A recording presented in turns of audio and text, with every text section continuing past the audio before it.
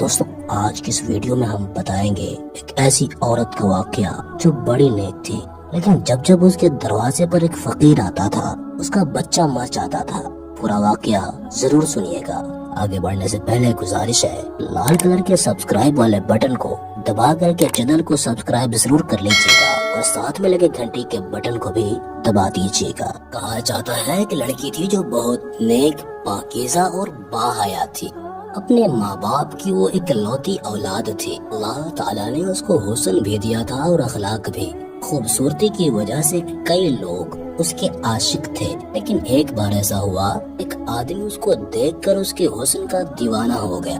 وہ طرح طرح سے اس کی قربت چاہتا تھا اور منصوبے بناتا تھا کہ یہ لڑکی مجھے کسی طرح سے مل جائے، لیکن ایسا نہ ہوا اور اس لڑکی کی شادی کسی مسلمان آدمی سے ہو گئی۔ وہ اس کے ساتھ بہت خوش تھی، جہاں پر وہ ہندو آدمی بیچ و تاب کھانے لگا کہ یہ مجھے نہ ملی تو یہ کسی کو نہ ملے گی۔ شادی تو اس کی ہو گئی، لیکن میں اس کو خوش نہیں رہنے دوں گا۔ وہ بہت خوش ہوا اور اس نے جنگل میں جا کر چلا کاٹنا شروع کر دیا اور اس کے شوہر اس لڑکی پر کالا جادو کر دیا۔ کالا جادو کرنے کی وجہ سے اس کا شوہر اسے کھچا سا رہنے لگا اور شروع کے 5 سال تک تو اس کے یہاں کوئی بچہ ہی نہ پیدا ہوا۔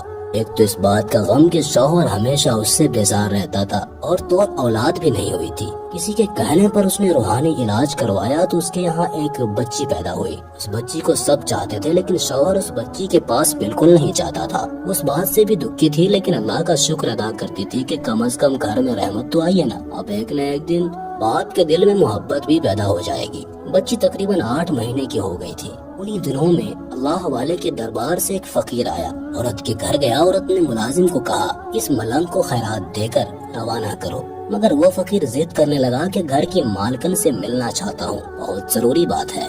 حالانکہ وہ کسی کے سامنے آتی نہیں تھی، باپردہ تھی، لیکن نہ جانے کیوں اس فقیر سے ملنے دروازے تک آ گئی۔ وہ فقیر کہنے لگا بی بی جی کھانے کو روٹی دو۔ اس عورت نے اسے 3 روٹیاں دی اور سالن دیا۔ کھانے کے بعد وہ فقیر بولا بیٹی پانی نہیں پلاؤ گی؟ اس عورت نے ملازم سے پیتل کے بڑے گلاس میں پانی منگوایا اور اس فقیر نے گلاس لے کر پانی میں دیکھا اور اس عورت سے کہا پانی میں سانپ ہے۔ وہ حیران رہ گئی۔ فقیر نے کہا بی بی جی آپ پر کالا جادو کیا گیا ہے۔ وہ حیران یہ کیسے ہو سکتا ہے؟ نہیں جی اس پر کون جادو کرے گا؟ کون میرا دشمن ہے؟ فقیر نے کہا آپ پر کالا جادو کیا گیا ہے کہ آپ کی کوئی اولاد نہ رہے۔ وہ ہنسنے لگی، ارے بابا جھوٹ بول رہے ہو تمہاری بات کیسے مان لوں؟ میری ایک بیٹی ہے۔ فقیر نے کہا نہ، اندر جا کر دیکھو، میری بات سچ ہے، تمہاری بیٹی سو نہیں رہی، مر چکی ہے۔ وہ بہت پریشان ہوئی، دوڑتی ہوئی اندر بھاگی، جھولے میں پڑی اپنی بیٹی کو دیکھا تو وہ سچ میں مر چکی تھی۔ واپس دروازے پر آئی، دیکھا تو فقیر غائب تھا۔ اس نے اپنے نوکروں کو فقیر کے پیچھے دوڑا دیا، لیکن وہ تو غائب ہو چکا تھا۔ سب لوگ حیران تھے کہ آخر بچی اچانک مر کیسے گئی اور وہ فقیر کون تھا جس نے اس کی موت کی خبر دی؟ لیکن صبر تو کرنا ہی تھا۔ وہ صابر اور شاکر عورت اپنی بیٹی کی موت پر بس اللہ تعالیٰ کے حضور سجدے ہی کرتی رہی۔ اس بچی کے تقریباً 1 سال بعد اس کے گھر دوبارہ ایک بیٹی پیدا ہوئی۔ وہ بیٹی پہلی بیٹی سے بھی زیادہ خوبصورت تھی۔ وہ عورت اپنی بیٹی کو کسی کے سامنے نہیں لاتی تھی کہ کہیں اس کو کسی کی نظر نہ لگ جائے۔ ایک بیٹی کھو چکی تھی، دوسری کو نہیں کھونا چاہتی تھی، لیکن جب وہ بچی 2 سال کی ہو گئی تو ایک بار پھر وہی فقیر دروازے پر آ گیا۔ نوکرانی اس فقیر کو صدقہ خیرات دینے لگی تو اس فقیر کو پہچان کر بھاگتی ہوئی اندر چلی گئی اور مالکن کو بتایا کہ وہی فقیر آیا ہے۔ وہ عورت ڈر گئی۔ ان کو ایک بار پھر شک ہوا کہ کہیں ان کی دوسری بچی بھی نہ مر گئی ہو۔ بھاگ کر بچی کو دیکھا جو آرام سے سو رہی تھی۔ اس نے سکون کا سانس لیا اور نوکرانی سے کہا اس فقیر کو کھانا دے دو۔ ایسے ہی کیا گیا۔ جاتے ہوئے وہ فقیر ملازمہ سے بولا اس گھر کی مالکن پر کالا جادو کیا گیا ہے، اس گھر کی کوئی اولاد زندہ نہیں بچے گی۔ کیوں میری بات نہیں مان رہی؟ اپنا علاج کرواؤ۔ اس سے بول تجھ پر جادو کیا گیا ہے، یہ کبھی بھی صاحب اولاد نہیں ہو سکتی۔ پہلے تو وہ اس بات کو نہیں مان رہی تھی، لیکن جب فقیر نے یہ بات کہی تو وہ زار و قطار رونے لگی۔ ملازمہ گھبرا گئی اور جلدی سے بھاگ کر صاحب کو بلا لائی۔ گھوڑے پر سوار ہو کر جب اپنے گھر آیا تو جو ہی گھوڑے سے اترا اس گھوڑے نے ایک عجیب حرکت کی اور اس کے گھر کے آنگن میں ایک گڑھا کھودنے لگا۔ سب حیرانگی سے اسے دیکھ رہے تھے۔ آج اس گھوڑے کو کیا ہو گیا ہے؟ اس گھوڑے نے گھر میں قبر کیوں کھودی ہے؟ اتنی دیر میں ہی اس عورت کی بیٹی قدموں سے چلتی ہوئی صحن کی طرف آئی اور اس سے پہلے کہ کوئی اسے روکتا وہ گھوڑے کے بنائے ہوئے گڑھے میں جا کر گر گئی، لیکن جب اسے نکالا گیا تو اس کی موت ہو چکی تھی۔ اس واقعے کے بعد اس عورت کو یقین آ چکا تھا کہ فقیر ٹھیک ہی کہتا تھا۔ اس نے اس عمل کے توڑ کے لیے ایک عامل سے رابطہ کیا۔ اس عامل کے علاج کے دوران ہی اس کی ایک اور بیٹی پیدا ہوئی۔ اب وہ اور اس کا شوہر ہر وقت خوف زدہ رہتے تھے کہ کہیں ان کی یہ بیٹی بھی مر نہ جائے، لیکن ہوا وہی جس کا خوف تھا۔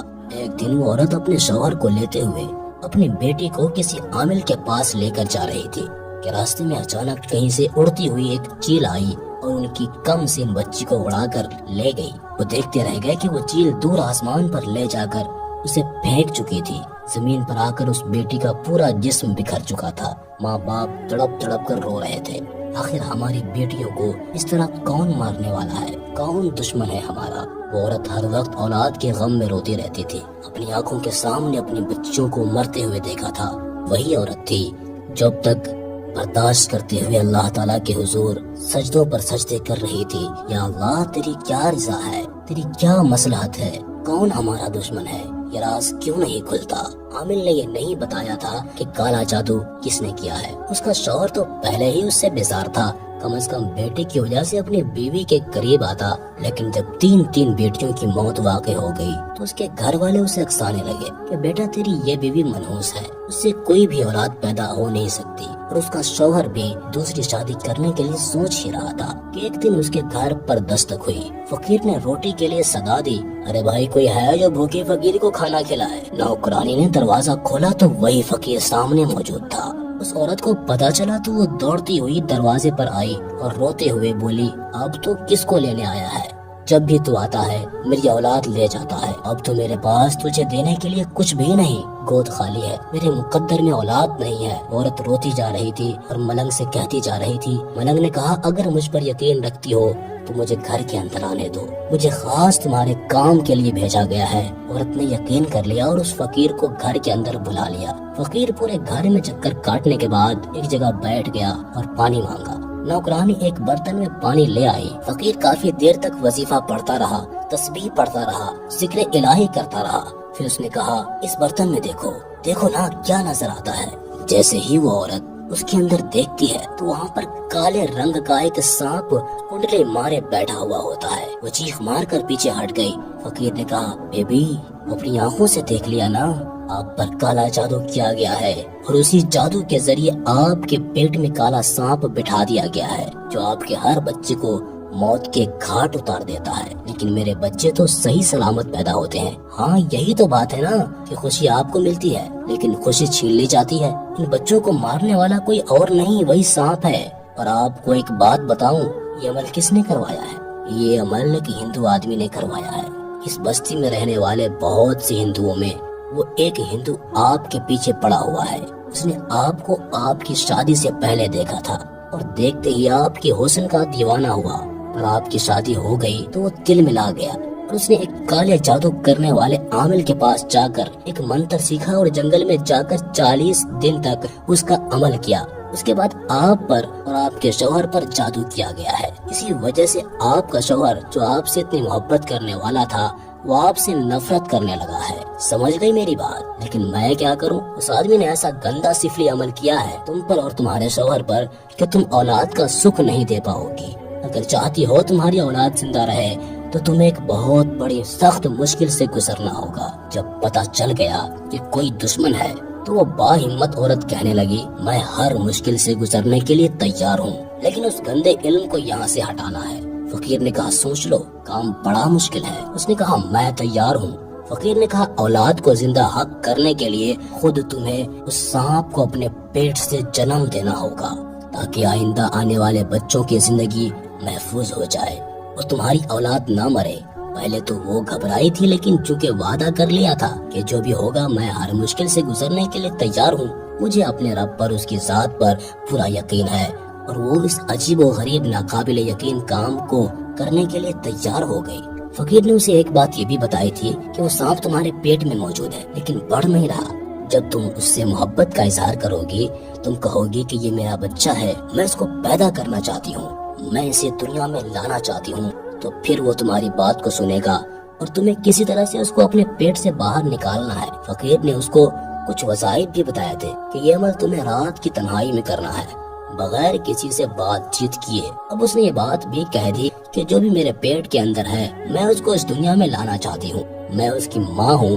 سانپ نے اس کی یہ بات سن لی، بس وہ پڑھنا شروع ہو گیا۔ وہاں پر اس نے ایک دائی سے بھی بات کر لی تھی کہ میرے پیٹ سے جو بچہ پیدا ہوگا وہ کوئی انسانی بچہ نہیں ہوگا، ایک سانپ ہوگا، ڈرنا مت۔ سانپ زندہ نہیں بلکہ مردہ حالت میں باہر آیا، اور اللہ کی کرنی کہ اس نے اس کے ساتھ ساتھ ایک نیک زندہ لڑکے کو بھی پیدا کیا جس کا رنگ بالکل نیلا تھا۔ وہ لڑکا اپنی پیدائش کے کچھ ہی دیر کے بعد مر گیا۔ دکھ تو بہت ہوا، ایک ماں کو 3 بیٹیاں اور ایک بیٹا کھونا پڑا۔